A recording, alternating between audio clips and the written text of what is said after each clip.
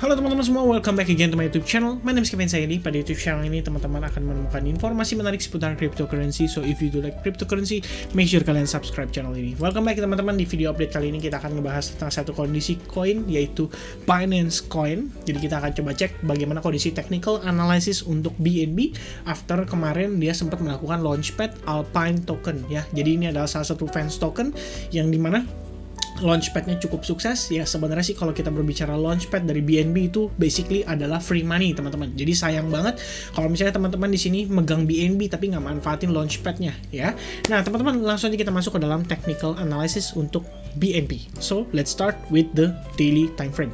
Nah sebenarnya untuk situasi daily time frame ini menurut saya ada satu hal yang cukup menarik ya teman-teman. Kita perlu perhatikan bahwa sebelumnya itu sempat terbentuk yang namanya descending channel ya. Kita ngelihat BNB itu beberapa kali mendapatkan rejection di area tersebut. Namun pada pergerakan waktu Bitcoin itu rebound sampai ke kisaran $45.000, itu tuh kita ngelihat BNB itu sempat positif ya. Dan ini sebenarnya kalau kita lihat ini waktu tanggal 15 Februari atau lebih tepatnya ya lebih kurang sekitar 1 pekan yang lalu ya. Ini adalah masa-masa di mana waktu Alpine token itu start di announce sama si BNB atau si Binance untuk mereka istilahnya melakukan launchpad, dan akhirnya kita mendapati sedikit booster lah ya untuk si kondisi BNB. Nah cuman kalau situasi saat ini basically kita ngelihat dia bukan hanya fake out pada descending channel, tapi kita juga mendapati posisi BNB itu terreject atas exponential moving average 55 teman-teman. Jadi memang kalau situasinya saat ini saya bisa katakan BNB sendiri secara tren itu masih tertekan oleh sellers, dan tentunya expect lah ya untuk kondisi BNB kembali terreject di harga yang lebih rendah. Jadi untuk saat ini kita boleh perhatikan teman-teman, ini adalah satu area yang kita perlu perhatikan untuk kondisi BNB, dimana kisaran area $330 sampai kisaran level $340 itu akan berpotensi menjadi key supportnya untuk si BNB. Kalau misalnya level itu break, maka next target yang akan dituju tidak lain dan tidak bukan adalah kisaran level $260 teman-teman ya. Karena kita bisa lihat di situ mendapati rejection beberapa kali dan BNB mempertahankan level groundnya before dia sebelumnya lebih rendah daripada area tersebut ya. Jadi memang kita perlu perhatikan apakah BNB di sini pertama mampu maintain di atas level $340. Kalau misalkan BNB terreject, dan tentunya hal ini bisa saja didukung oleh kondisi dari Bitcoin yang semakin create lower low. Jadi kalau misalkan BNB kembali tertekan, maka next target yang bisa di-expect adalah kisaran $260. So, tentu saja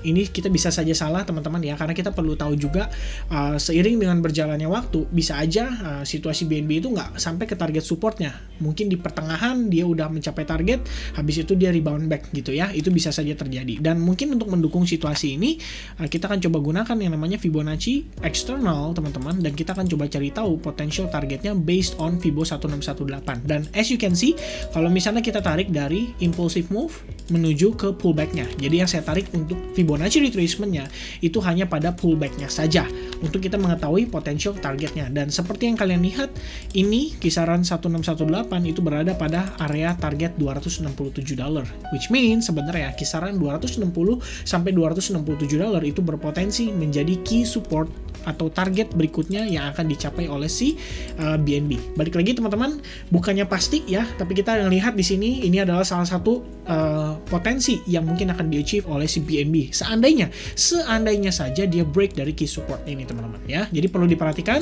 key support ini tentunya menjadi satu indikasi atau bukan indikasi ya, lebih tepatnya menjadi satu opportunity buat teman-teman terutama yang pada trading di leverage ya atau di futures. Tentunya saya remind kembali untuk selalu jaga risk manajemennya ya. Jangan sampai per satu trade itu menyebabkan kalian istilahnya sekali lose itu bisa almost setengah dari margin keseluruhan yang ada di futures wallet kalian ya. Itu sangat-sangat tidak bijaksana teman-teman ya. Jadi perhatikan risk manajemennya, at least kalau misalnya per trade ya maksimal 2% atau 1% itu udah oke banget. Apalagi buat teman-teman yang maaf kata secara usia di trading itu masih di bawah 1-2 tahun teman-teman ya. Jadi kalau misalkan di bawah 2 tahun aja, saya katakan lebih baik kita fokus untuk mencari konsistensi di dalam menerapkan strategi yang dirasa secara win rate itu lebih baik dibandingkan teman-teman di sini ngejar langsung ke profitnya ya. Itu sangatlah tidak bijak teman-teman. Oke, so itu adalah situasi saat ini yang saya lihat terutama pada time frame daily secara potential target. Artinya di sini adalah kisaran level $267 dan berarti teman-teman ada kemungkinan kita akan melanjutkan pergerakan based on descending channel yang terbentuk pada time frame daily-nya. Oke, so let's dive into the hourly teman-teman. Nah, kalau misalnya teman-teman lihat di sini secara time frame hourly, ini sebenarnya adalah pertimbangan saya waktu saya tadi share untuk analisis ya seputaran si BNB ini. Jadi sedikit saya sharing dulu teman-teman. Oke. Nah, ini dia ya. Ini adalah sharing analisis saya untuk Saili Advance Group atau SAG waktu siang tadi ketika kita ngelihat sebenarnya ada potensi untuk melakukan long. Basically, saya di sini hanya mengkombinasikan antara beberapa kondisi ya. Pertama teman-teman, secara key support pada time frame daily kita bisa katakan ini dekat sekali dengan key supportnya, which means bisa dikatakan juga sebagai area yang dekat dengan bottomnya.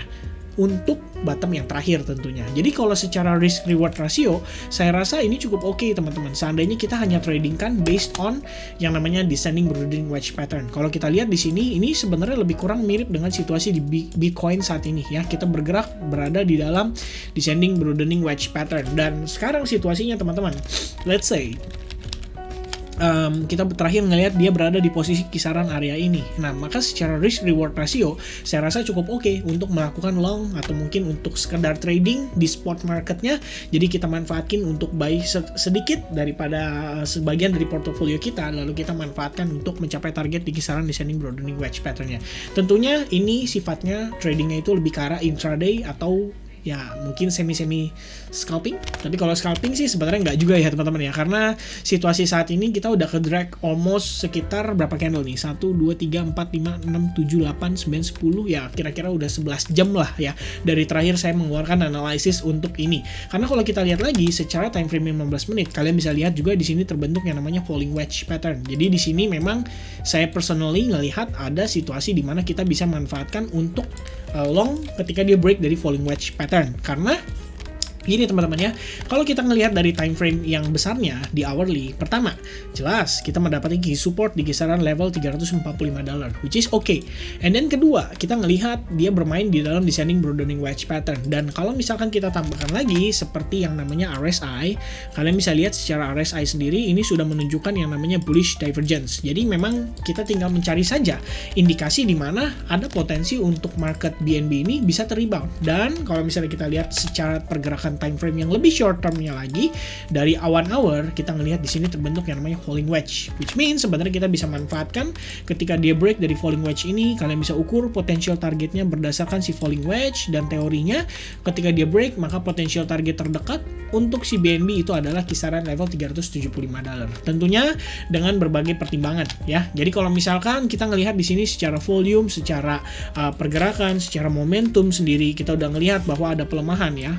Yang tadinya bergerak cukup impulsif, cukup strong, menunjukkan bahwa okay, buyers is back teman-teman, and then kita ngelihat ada pullback, and then buyers kembali masuk, and then pullback, buyers kembali masuk, and then boom, 100% pullback. Artinya teman-teman ini menjadi indikasi bahwa buyers sudah tidak mampu lagi untuk mendorong harga menjadi lebih tinggi dari progress highest-nya di kisaran level $370, which means sebenarnya kalau buat saya yang situasinya scalping dan saya mungkin tipikalnya agresif, pertama saya ngelihat teman-teman di sini kita juga sedang testing terhadap exponential moving average, which means ini adalah resistance dan harusnya menjadi satu situasi di mana kita boleh consider untuk melakukan exit sebagian dari posisi kita ya. Jadi kalau misalkan saya personally, tentunya yang saya lakukan adalah saya exit almost maybe 50% dari position yang saya ambil di futures untuk si BNB dengan long terakhir, dan kemudian saya mulai geser stop loss saya ke area break even. Jadi untuk dari posisi saya entry long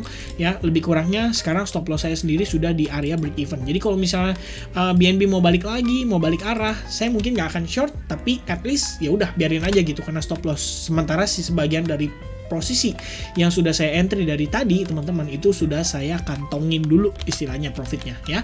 Dan sebenarnya apakah seperti ini ideal atau tidak ya, saya rasa teman-teman kalau kita berbicara buy on weakness, karena kita sedikit countering the trend, itu lebih baik kita nggak terlalu yang namanya mengharapkan adanya jackpot, teman-teman. Kalau misalnya ternyata jackpot, ya udah kita bersyukur aja karena kita udah dapat profit juga. Tapi kalau misalnya ternyata nggak jackpot, kita harus lebih bersyukur karena berarti teman-teman exit strategi yang kita ambil itu adalah salah satu yang tepat, teman-teman ya, atau langkah yang tepat. Alright, so saya rasa itu saja update seputar BNB. Mudah-mudahan video ini bisa bermanfaat buat teman-teman sekalian, dan jika kalian suka, make sure kalian give your likes button dan juga hit the likes button, teman-teman, dan juga jangan lupa untuk subscribe channel ini, terutama buat viewers yang baru nonton di dalam channel ini, jikalau merasa bahwa apa yang saya bagikan tentunya bermanfaat. Alright, so I think that's it, teman-teman. God bless everyone. I'll see you guys again in the next update.